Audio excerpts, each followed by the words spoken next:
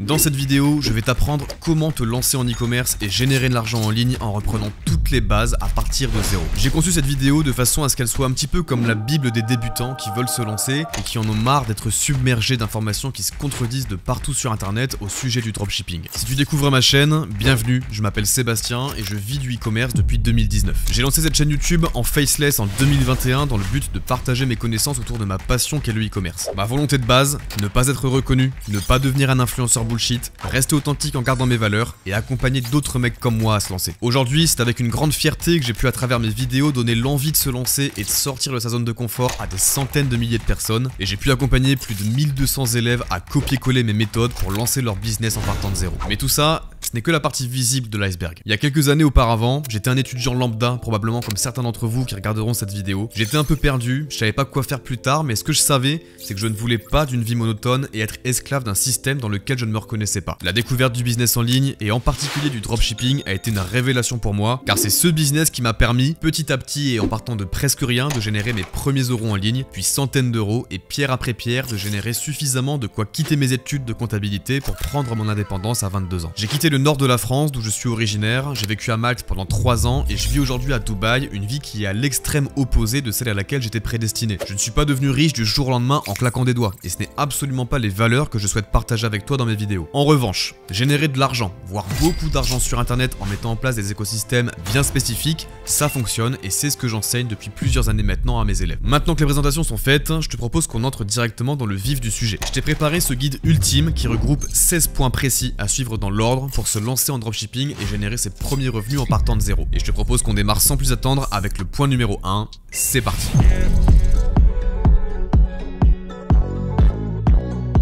La toute première étape à suivre si aujourd'hui tu es complètement débutant, c'est de faire ce que finalement tu es déjà en train de faire en suivant cette vidéo, c'est-à-dire te documenter, prendre des informations et te former pour avoir une vue globale de ce dans quoi tu t'apprêtes à te lancer. C'est quelque chose que j'ai fait pour ma part pendant un peu trop longtemps. Je pense qu'à l'époque j'ai dû passer à peu près 1 an à suivre des vidéos YouTube, lire des livres, etc. Ce qui est très bien, hein, mais il ne faut pas non plus que cette phase dure trop longtemps. Les résultats résident dans le passage à l'action et ce, même si tu n'es pas entièrement prêt, car au final, on n'est jamais 100% prêt sur tous les points quand on va se lancer. Mais ça reste tout de même une étape clé. Aujourd'hui, il existe des centaines de contenus sur internet, certains gratuits, d'autres payants, et généralement les contenus payants sont ceux où tu vas évidemment retrouver les meilleures informations, là où tu vas avoir un accompagnement personnalisé, l'accès à des coachs, et je te le dis honnêtement, si tu veux te démarquer des autres et aller plus vite que tout le monde, faire le choix d'investir sur toi-même pour avoir accès à des informations privées est le meilleur moyen. Tu pourrais croire que je suis biaisé d'avoir cet avis étant moi-même un coach en e-commerce, mais je te le dis honnêtement, libre à toi de te former chez qui tu veux. À l'heure d'aujourd'hui, mon avenir ne dépend absolument pas de combien d'élèves vont rejoindre mes accompagnements et je pense honnêtement que si c'était le cas, je serais plutôt en train de t'enseigner des produits gagnants pour devenir riche en une semaine plutôt que de te partager la réalité du terrain. Tout ce que je peux te dire, c'est que des formations, j'en ai moi-même acheté des dizaines. Je continue d'acheter des formations d'ailleurs à l'heure d'aujourd'hui et même si parfois l'investissement est conséquent, il faut bien comprendre la différence entre le prix payé et la valeur reçue. Un autre aspect hyper important qui rentre dans cette première étape, c'est de travailler sur ton mindset, c'est-à-dire ton état d'esprit pour être prêt à te lancer dans l'entrepreneuriat. Être entrepreneur, c'est un choix. C'est un train de vie qui est complètement différent que d'être salarié dans un travail 9 à 5 et tu dois être prêt à faire face aux critiques de tes amis, parfois même de ta famille qui vont tout faire pour te retenir car ils pensent que c'est mieux de jouer la sécurité. Fais ce travail de débloquer tes croyances limitantes, comprends que dans ce monde, l'argent est disponible en abondance et que la clé réside dans le fait d'aller le chercher en mettant en place des systèmes et que quand tu es entrepreneur, il n'y a aucune limite dans les sommes d'argent que tu peux générer à la grande différence d'un emploi salarié.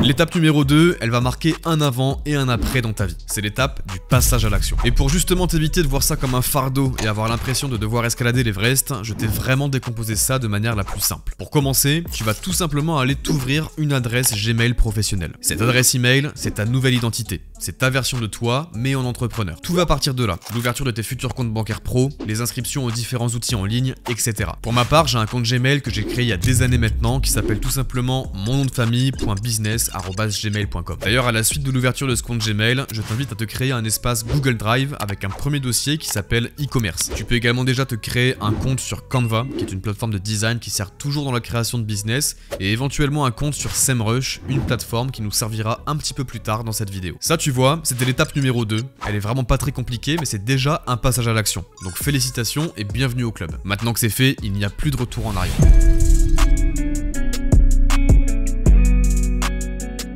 L'étape cruciale à partir de maintenant, et ce avant même de construire ton site, c'est de trouver une niche, autrement dit, trouver quoi vendre comme produit sur ta boutique. Il faut savoir un truc, c'est que n'importe quel produit aujourd'hui peut se vendre sur internet. Mais vraiment, tout ce que tu peux imaginer dans ce monde se vend. Et pourtant, tout le monde n'arrive pas à faire des ventes en ligne. Pourquoi ? Car un produit se vend quand il est placé au bon endroit. Je te donne un exemple qui est complètement tiré par les cheveux. Si par exemple aujourd'hui tu as une boutique d'accessoires de tennis et que tu essayes de vendre dessus un câble HDMI, les probabilités que tu fasses des ventes sont à peu près de 0. Par contre, un câble HDMI se vend parfaitement bien sur une boutique de multimédia entourée d'autres produits comme des câbles Ethernet, des chargeurs ou tout ce que tu veux. Et bien là, tu viens de comprendre ce que c'est qu'une niche. Il n'y a que des mastodontes comme Amazon ou Cdiscount pour réussir à vendre tout et n'importe quoi sur un seul et unique site. Tu ne dois surtout pas te comparer à eux. Notre but à nous, c'est d'identifier des thématiques qui ont leur propre univers, qui ont également leurs clients passionnés et de venir proposer des articles cohérents les uns les autres. Et pour trouver une niche avec des volumes de recherche intéressants, tu vas utiliser un outil dont je t'ai parlé précédemment qui s'appelle SEMrush. C'est un outil dont j'ai déjà parlé dans plusieurs vidéos sur ma chaîne.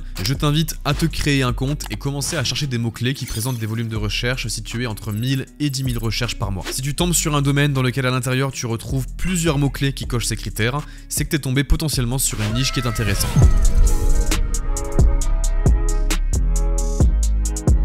Étape numéro 4, préparer une arborescence. Une arborescence, c'est un fichier Google Sheet qui ressemble à peu près à ça. En gros, c'est une préparation à l'élaboration de ton futur site. Ça te permet d'organiser ton futur méga menu, de segmenter un petit peu tes futures collections et d'avoir une vue globale de ce à quoi ça va ressembler. Ça te permet aussi de voir si tu as assez de matière, autrement dit si tu as assez de collections avec des volumes de recherche intéressants et de voir à peu près quel volume total de recherche tu peux aller chercher sur cette niche. Je te rassure, ça prend pas 10 ans à faire une arborescence. Il suffit juste de copier-coller les mots-clés que tu as trouvés sur SEMrush dans ton Google Doc, de tout organiser et à la fin tu as un beau fichier qui va te permettre d'aller bien plus vite lors de la construction de ton site. Si jamais tu veux en savoir plus précisément sur cette étape, je t'invite à suivre d'ailleurs ma formation gratuite de 3 épisodes dont le lien se trouve en description de cette vidéo.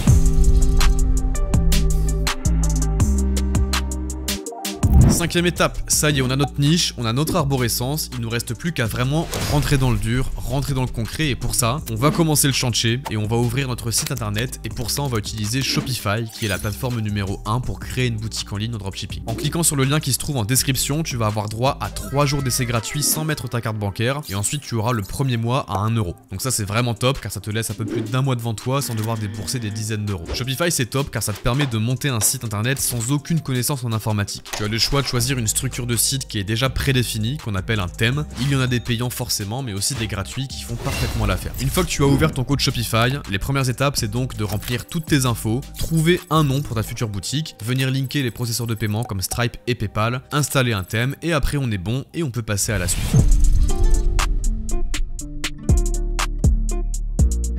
Sixième étape, pas très compliqué encore une fois celle-ci, c'est d'acheter un nom de domaine. Un nom de domaine qu'est-ce que c'est? C'est tout simplement www.lenondetaBoutique.com. Alors de base quand tu ouvres ton compte Shopify, tu vas avoir un nom de domaine temporaire qui t'est donné, qui aura la forme de nondetaboutique.myshopify.com. Mais ça, il faut surtout pas l'utiliser de manière définitive et c'est pour ça qu'on va acheter notre propre nom de domaine. Pour ça il y a deux méthodes, il y en a une qui est simple et rapide mais moyennement sécurisée et une autre qui est plus longue et chiante mais qui est plus sécurisée. La méthode rapide, c'est d'acheter ton nom de domaine via Shopify en allant dans paramètres, nom de domaine de la boutique et en achetant le nom de domaine que tu souhaites. Je te rassure, en général un nom de domaine ça coûte au maximum une dizaine d'euros pour la première année, donc pas de quoi t'endetter. Par contre, l'acheter depuis Shopify c'est pas forcément le plus sécurisé car si jamais, pour je ne sais quelle raison, tu as un souci un jour avec Shopify, ton nom de domaine est hébergé chez eux quoi. Moi personnellement je préfère ne pas avoir tous mes œufs dans le même panier et j'utilise une autre méthode qui est d'acheter mon nom de domaine chez un hébergeur comme GoDaddy. Ensuite une fois que c'est fait, tu peux simplement linker ton compte GoDaddy avec Shopify pour utiliser ton domaine sur ta boutique Shopify. Peu importe la méthode que tu choisis, dans tous les cas, il te faut un nom de domaine avant qu'on puisse passer à l'étape suivante.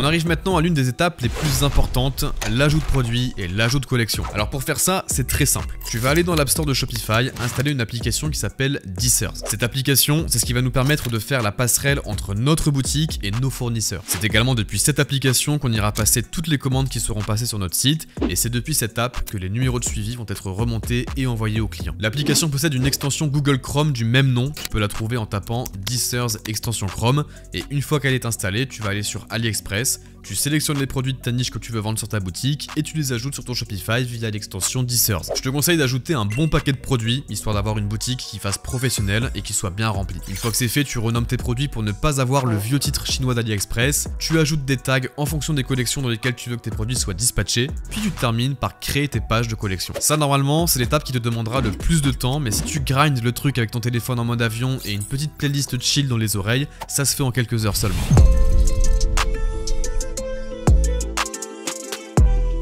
Étape numéro 8, on passe à l'optimisation SEO. Le SEO, pour Search Engine Optimization, c'est ce qui va te permettre de faire venir du trafic gratuitement grâce au référencement sur Google. T'as le choix de le faire ou pas, juste pour moi, c'est pas une option. Le SEO, c'est la colonne vertébrale de tout ton site, d'autant plus que des fiches produits qui sont bien optimisées SEO, ça va t'aider pour performer avec Google Ads par la suite sur les annonces Google Shopping. Pour faire du SEO, encore une fois, je vais pas rentrer dans les détails dans cette vidéo, mais si ça t'intéresse, je t'explique tout dans ma formation gratuite de 3 épisodes dont le lien est en bio. Pour faire rapide, le but c'est d'utiliser SEMrush pour trouver des mots-clés qui sont tapés sur Google pour chacun de tes produits et optimiser chacune de tes fiches produits pour chacun de ces mots-clés précis. Ça passe par exemple par utiliser de mots-clés dans l'URL de la fiche produit, dans la description, dans les balises, etc. À cette étape-là, normalement, tu as déjà très bien avancé et tu peux être fier de toi car tu es déjà à plus de la moitié de cette checklist ultime. Donc reste bien concentré, ne lâche pas tes efforts et on continue.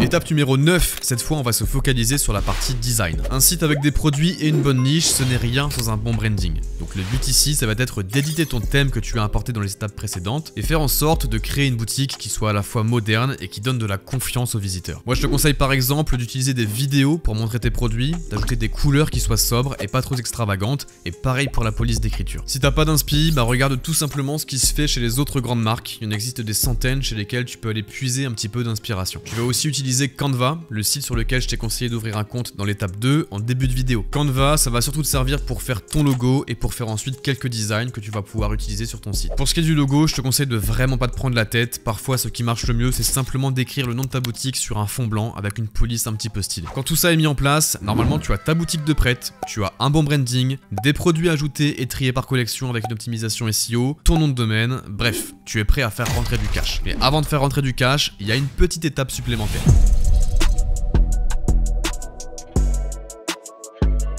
Étape numéro 10, et ça c'est un truc qui peut faire peur à plein de monde alors qu'en soi c'est juste une formalité de rien du tout, c'est de créer ta micro-entreprise. Tu sais, je vais te partager une anecdote. Je me rappelle qu'à l'époque, moi c'est un truc qui me terrifiait. Personne dans ma famille n'avait créé d'entreprise et j'avais personne à qui demander conseil. Et je me rappelle que je suivais un gourou à l'époque qui a dit une phrase qui m'a marqué. Si tu n'es même pas capable d'appuyer sur 3 boutons pour créer une entreprise, ne pense même pas à devenir entrepreneur. Ces mots-là m'ont tellement marqué que je me suis dit écoute Seb, arrête d'être une merde, fonce dans le tas et vois ce qui se passe. Ça c'était à l'époque, il y avait beaucoup moins d'informations et d'aide qu'on peut avoir aujourd'hui. La bonne nouvelle pour toi, c'est qu'aujourd'hui il existe des plateformes comme Legal Place avec lesquelles je travaille aujourd'hui qui peuvent s'occuper de tout ça pour toi, histoire que t'aies aucun nœud au cerveau à te faire. Et en plus de ça, ils sont habitués d'ouvrir des micro-entreprises pour les entrepreneurs qui font du dropshipping, donc tu n'auras aucun problème par la suite. Dans la description de cette vidéo, il y a un lien pour l'ouverture des micro-entreprises chez Legal Place.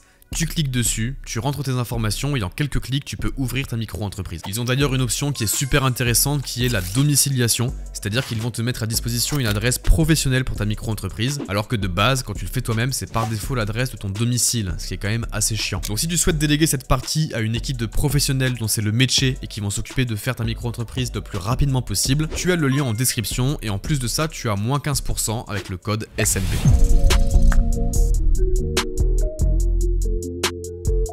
Étape numéro 11, ça y est, c'est le grand jour, tu vas pouvoir mettre officiellement ta boutique en ligne. À cette étape-là, tu es en règle pour encaisser des ventes légalement, tu as tout qui est prêt, tu vas pouvoir envoyer ton site en référencement en utilisant la Google Search Console et petit à petit, tes fiches produits et tes collections vont se faire analyser par les robots de Google et aller gentiment se référencer. Pour mettre la boutique en ligne, c'est assez simple, il faut passer sur un plan payant sur Shopify et à partir de là, tu vas dans les préférences de ta boutique et tu décoches tout simplement la page de mot de passe.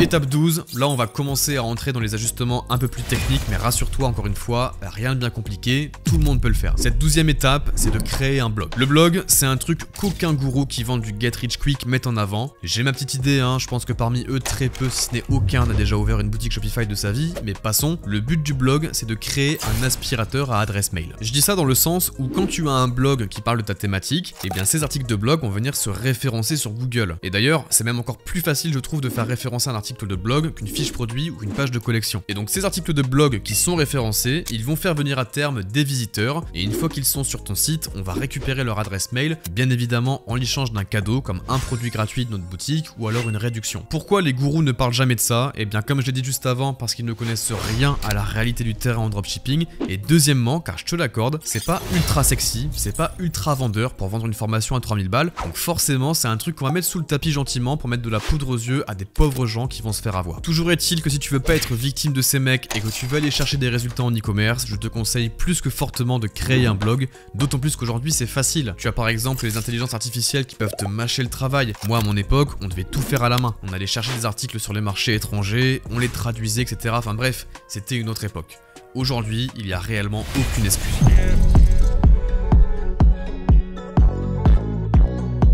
Étape numéro 13, travailler son back-end. Le back-end, à la différence du front-end, c'est toute la partie que les visiteurs ne voient pas sur ton business. C'est la partie immergée de l'iceberg. Autrement dit, généralement quand on parle de back-end, on fait référence à l'emailing. Et justement, l'emailing, on en a besoin car à cette étape du process, on a créé notre blog et on commence à récolter gentiment des emails de prospects dans notre liste. Pour l'emailing, je te conseille d'aller sur l'App Store Shopify et d'installer une app qui s'appelle Klaviyo. Dans cette application, tu vas pouvoir créer des suites d'emails automatisés, notamment pour les paniers abandonnés, mais également pour le suivi de commandes. Et en plus de ça, tu peux programmer des campagnes que tu peux faire par exemple 1 à 2 fois par mois dans lesquelles tu envoies des ventes privées, des promotions, etc.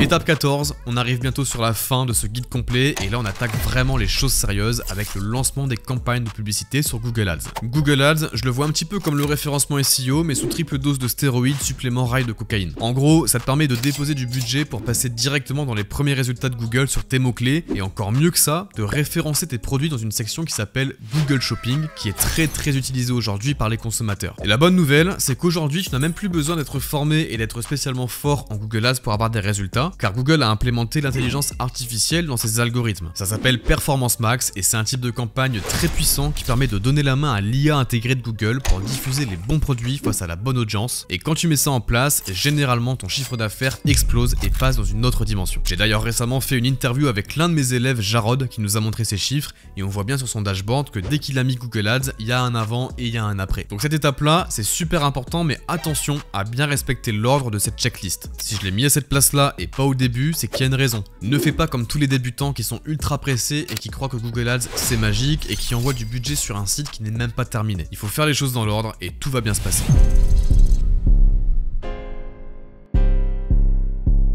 À ce step de cette checklist, tu as déjà bien avancé et c'est vraiment une bonne nouvelle car on approche de la fin. Étape numéro 15, on va créer des pages sociales. Personnellement, je ne fais pas de publicité sur les réseaux sociaux, je préfère focaliser mon énergie là où mes clients expriment une intention d'achat et pour moi ça se passe sur Google. Maintenant, je crée quand même des pages sociales pour solidifier un petit peu mon image de marque. Donc à ce stade, je te conseille d'ouvrir par exemple un compte Instagram et de poster du contenu autour de ta niche, pourquoi pas une page YouTube, un compte TikTok ou encore une page Facebook. Je te le répète encore une fois, mon but c'est pas de vendre avec ces pages là, mais c'est vraiment pour la trust. Mais après, selon les cas, tu peux parfaitement trouver des clients dessus. Si l'envie te prend et si tu as l'âme d'un entrepreneur, ne te limite pas, fais des tests et peut-être que tu auras une bonne surprise en trouvant une nouvelle source de trafic intéressante pour ton business.